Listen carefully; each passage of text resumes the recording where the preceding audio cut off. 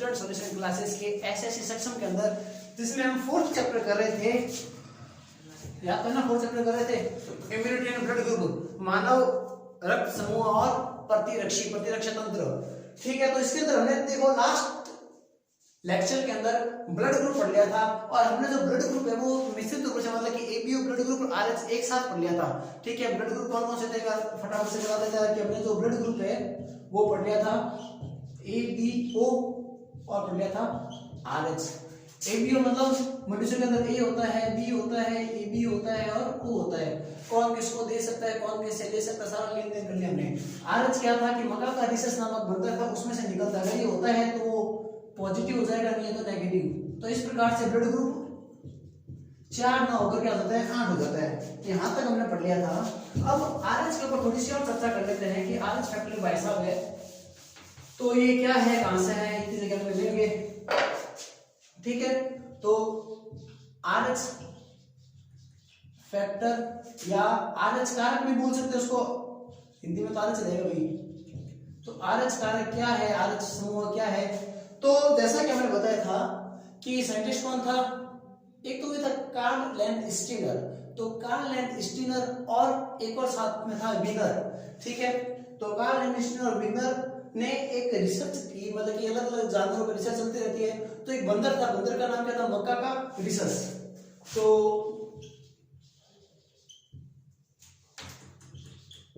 मक्का का जो रिसस बंदर था, मक्का का रिसस बंदर के अंदर एक प्रोटीन पाया गया। वो प्रोटीन क्या था, 417 अमीनो अम्ल का था। अब ये सेम टू सेम प्रोटीन जो था वो एक बच्चे में, एक इंसान में पाया गया। तो जो बंदर में था वो इंसान में निकला, बंदर की प्रजाति थी मक्का का रिसस। देखो मक्का का तो क्या होती है, सारे बंदरों की प्रजाति होती है, जितने बंदर होती है उनका जब साइंटिफिक नेम करेंगे तो मक्का का तो आएगा उनका। ठीक है, फिर उनकी जो ऊपर जाति होती है वो क्या होती है, रिसस होती है। तो रिसस के अकॉर्डिंग रिसस के अंदर था, तो रिसस के अकॉर्डिंग था, तो हमने इसका क्या नाम रख दिया, आरएच फैक्टर। तो जिन इंसानों के अंदर ये पाया जाता है उसको तो बोल दिया आरएच पॉजिटिव, और जिनके अंदर ये नहीं होता उसको बोलते हैं आरएच नेगेटिव बोलते हैं। यहां तक कोई दिक्कत नहीं है, पिछली वीडियो में हमने यहां तक कर लिया था। ठीक है, अब दिक्कत क्या है कि क्वेश्चन आता है कि रक्तदान करते समय, रक्त देते समय या अन्य कारकों के समय रक्त समूह का मिलान क्यों करते हैं, ब्लड ग्रुप मैचिंग क्यों करते हैं, या आरएच फैक्टर की मैचिंग क्यों करते हैं, आरएच की भी मैचिंग क्यों जरूरी होती है। तो दोनों का आंसर हम साथ में करेंगे कि रक्त देते समय आरएच और ब्लड ग्रुप दोनों की क्या बोलते हैं मैचिंग जरूरी क्यों होती है। ठीक है, हम लड़कियों को बोलते हैं क्या मैचिंग मैचिंग मैचिंग, लेकिन मैचिंग जरूरी होती है। मैचिंग नहीं होने पर, मिसमैच होने पर कोई ना कोई दिक्कत आ जाती है, वो करते क्या दिक्कत होती है। ठीक है, तो हमने देखो लास्ट में ये तो देख ही लिया था कौन किसको खून दे सकता, कौन नहीं दे सकता। जब नहीं दे सकता तो क्या होता है अंदर खून का थक्का जम जाता है, प्रतिरक्षी क्रिया होती है, एंटीजन एंटीबॉडी क्रिया होती है। अब समझ लेते हैं कि हमने आरएच मिसमैच कर दिया कि एक अंदर आरएच पॉजिटिव है, एक अंदर आरएच नेगेटिव है। ब्लड ग्रुप सेम हो सकता है, डिफरेंट भी हो सकता है, बीमारी होनी है। ठीक है, तो इनमें जब ब्लड दिया जाएगा तो इस बंदे के अंदर क्या होगा, तो सामान्यतः जब एक रक्त समूह दूसरे रक्त समूह में दिया जाता है और आरएच का मिलान नहीं किया जाता तो उनमें क्या होता है, रक्त का थक्का जमने लग जाता है। क्यों जमेगा, क्योंकि जो आरएच है वो एंटीजन पाया जाता है आरएच पॉजिटिव वाले में। अब आरएच जो नेगेटिव है उसके अंदर ऐसा कुछ नहीं है, तो जैसे ही एंटीजन उसकी बॉडी में आएगा उसकी बॉडी के अंदर एंटीबॉडी बनेगी। अब ये एंटीबॉडी क्या करेगी, इस बाहर से आने वाले को क्या करेगी, मार काट शुरू करेगी, मारेगी। अब ये लड़ी कहां पर हो रही है, ये लड़ी हो रही है हमारी नलिकाओं के अंदर, रुधिर नलिकाओं के अंदर, वेन्स के अंदर। तो जो रुधिर नलिकाएं हैं जिसके अंदर जो ब्लड बह रहा था, अभी जो ब्लड बह रहा था इसमें धीरे धीरे क्या होने लग जाएगा, थक्का जमने लग जाएगा। थक्का मतलब क्लॉटिंग होने लग जाएगी, धब्बे लगने लग जाएंगे, रक्तों के कण बनने लग जाएंगे, कण आपस में फिट होने लग जाएंगे। जहां जहां पर क्या होंगे, ये एंटीबॉडी और एंटीजन की क्रिया होगी। ठीक है, इस क्रिया को बोलते हैं रक्त समूहन, मतलब रक्त का ग्रुप बना, ग्रुपिंग हो जाएंगी, या इसको बोलते हैं एग्लूटिनेशन। तो एग्लूटिनेशन की क्रिया होती है, रक्त समूहन की प्रक्रिया होती है। तो जब आरएच मिसमैच होता है या ब्लड ग्रुप भी मिसमैच होगा कि ए के अंदर बी को डाल दिया, बी के अंदर ए को डाल दिया, तब क्या होता है, रक्त नलिकाओं के अंदर रक्त समूहन होने लग जाता है, एग्लूटिनेशन होने लग जाता है और जो रक्त है वो ग्रुप बना लेता है, क्लॉटिंग बन जाती है, रक्त की नलिकाएं बन जाती है। जैसा कि दूध फटता है तो दूध की छोटी छोटी नलिकाएं बन के गांठें बन जाती है, वैसे इसके अंदर गांठें बन जाती है। ठीक है, इससे क्या होता है, इससे ये होता है कि शरीर के अंदर बिलीरुबिन, जो बिलीरुबिन है, बिलीरुबिन बोल सकते हैं, बिलीरुबिन बोल सकते हैं, तो बिलीरुबिन की क्वांटिटी जो होती है वो बढ़ जाती है, मात्रा बढ़ जाती है। अब बिलीरुबिन की मात्रा बढ़ने से क्या होगा, बिलीरुबिन जो होता है वो सीधा जाता है प्लीहा के अंदर, स्प्लीन के अंदर, और वहां पर रक्त के साफ की प्रक्रिया को, रक्त को क्या करता है, वहां पे इकट्ठा करने लग जाता है, स्प्लीन क्या होता है, स्प्लीन हो गया। फिर जो लीवर होता है, तो जो लीवर होता है वो खराब हो जाते हैं, तो लीवर स्प्लीन जो होता है वो क्या होने लग जाता है, खराब होने लग जाता है। यहाँ पर जो व्यक्ति है वो क्या हो जाएंगे, खत्म हो जाएगा, यहाँ पर व्यक्ति क्या होता है, मर जाता है। किसके कारण बना, बिलीरुबिन के कारण। बिलीरुबिन कब हुआ, रक्त समूहन कब हुआ, जब हमने रक्त को अलग अलग बनाया। ठीक है, अलग अलग रक्त को जब ग्रुप बनाने की कोशिश की तो रक्त समूहन एग्लूटिनेशन हो जाता है, एग्लूटिनेशन हो जाती है। तो क्वेश्चन है कि बिलीरुबिन है क्या, बिलीरुबिन क्या है, इस पर चर्चा करते हैं। किताब में नाम तो दे रखा है बिलीरुबिन। अब बिलीरुबिन होता क्या है, देखो हमारी जो आरबीसी होती है उसके अंदर तत्व पाया जाता है हीमोग्लोबिन, पता है सभी को, आरबीसी को पता है, हीमोग्लोबिन पाया जाता है, लाल रंग का होता है, लोहे का अवयव होता है, जिसके कारण रक्त का रंग, आरबीसी का रंग क्या होता है, लाल होता है। अब ये हीमोग्लोबिन होता है, ये क्या काम करता है, रक्त को प्योर रखता है, ऑक्सीजन का परिवहन करता है, ये सारे काम आपने काम धंधे इसके लिए करके हैं।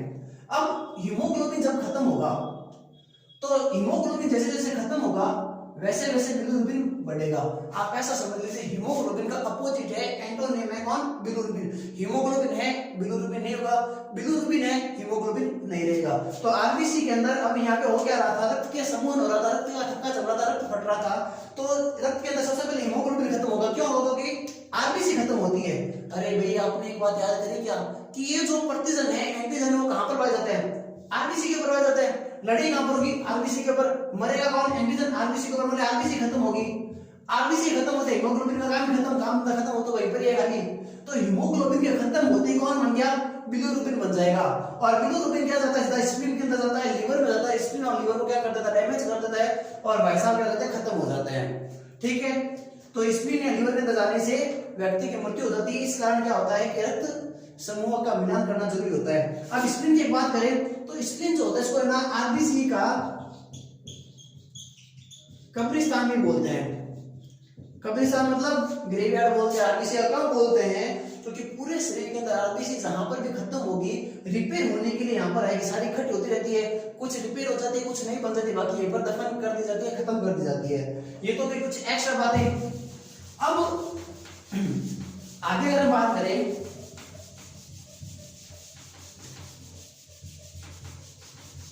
कि आरएच के अंदर कौन सा बीमारी हो सकती है, कौन सा रोग हो सकता है, तो इसके अलावा ये देखो, ये वाली जो बीमारी है ये तो एबीओ ब्लड ग्रुप मतलब रक्त समूह नहीं मिलाने पर भी हो सकती है, या फिर क्या हो सकती है, जब आरएच का समूह नहीं मिले तब भी हो सकती है, दोनों ही कंडीशन में ये हो सकती है। अब खाली पूछा जाए आरएच का स्पेशल तो क्या होती है, तो पहले तो देखो बीमारी का नाम याद रखो कि जो आरएच होता है, एक चीज और पहले बताने भूल गए, जो आरएच खुद है वो खुद भाई साहब 5 तरह का होता है। कौन कौन सा होता है, आरएच बी होता है, आरएच ई होता है, स्मॉल ई होता है, बड़ा सी होता है, छोटा सी होता है। वैसे विशेष बात नहीं है, खाली इतनी है कि जो आरएच एम डी है वो 85% होता है और सबसे महत्वपूर्ण है। ई जो है वो इनस है, इतस है, 30% है, और जो छोटे वाला ये वो बड़ा है, वो है 70%। बड़ा वाला सी और छोटा वाला सी दोनों कितने हैं, 80% होते हैं। वैसे कोई याद रखने की बात नहीं है, फिर भी सिलेबस में है तो देख लो, आरबीसी आरएच होता है, डी ई सी सी होते हैं, ठीक है, सी डी होते हैं, 2 सी 80%, 2 ई 30 और 75%, और डी होता है सबसे महत्वपूर्ण 85%। अब समझ लेते हैं बीमारी कौन सी होती है, तो बीमारी का नाम महत्वपूर्ण है एरिथ्रोब्लास्टोसिस फेटालिस, ठीक है। उसका आप हिंदी में लिख सकते हो एरिथ्रो ब्लास्टोसिस फेटालिस या फेटालिस, और शुद्ध हिंदी में इसका नाम है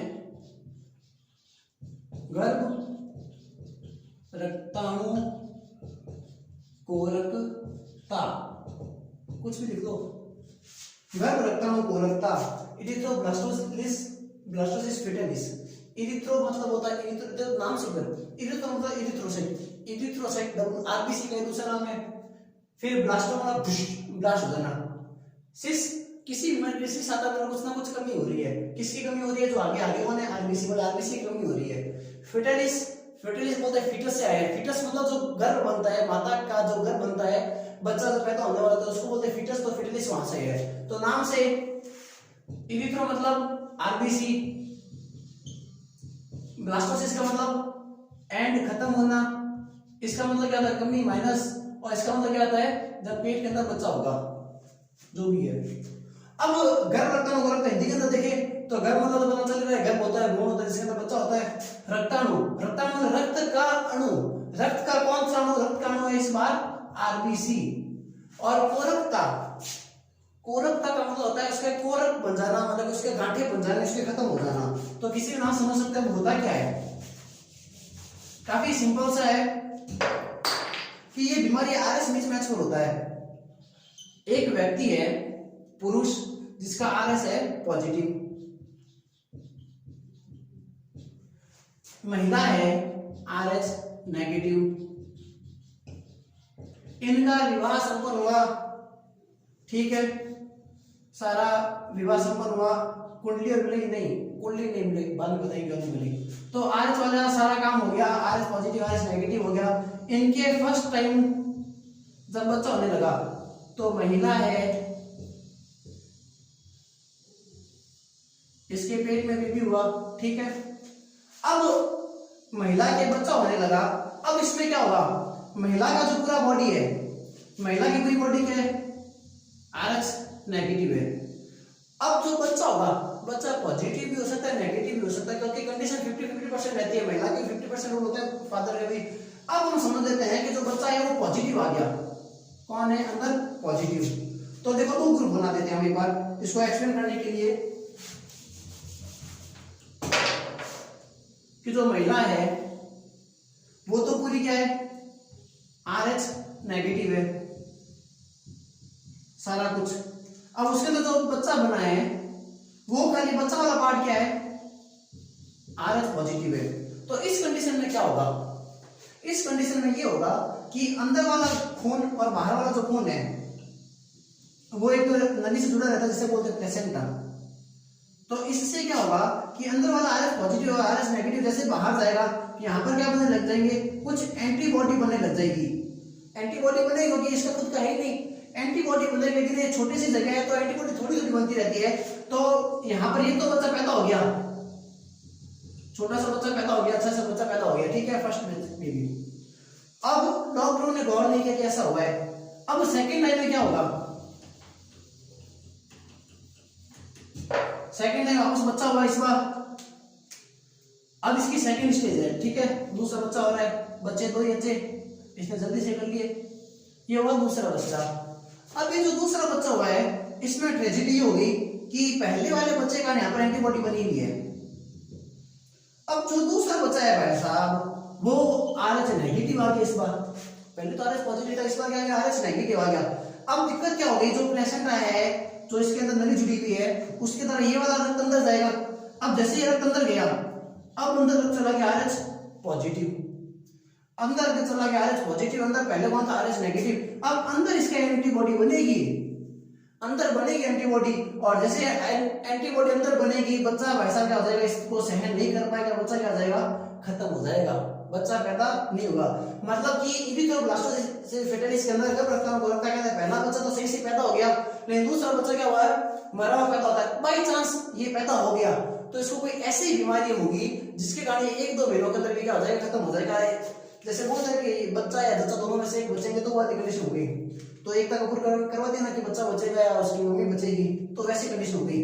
तो इसका इलाज कैसे करते हैं? तो भी सारी बीमारी की कंडीशन है कि महिला आरएच नेगेटिव ही होनी चाहिए, पुरुष आरएच पॉजिटिव होना चाहिए।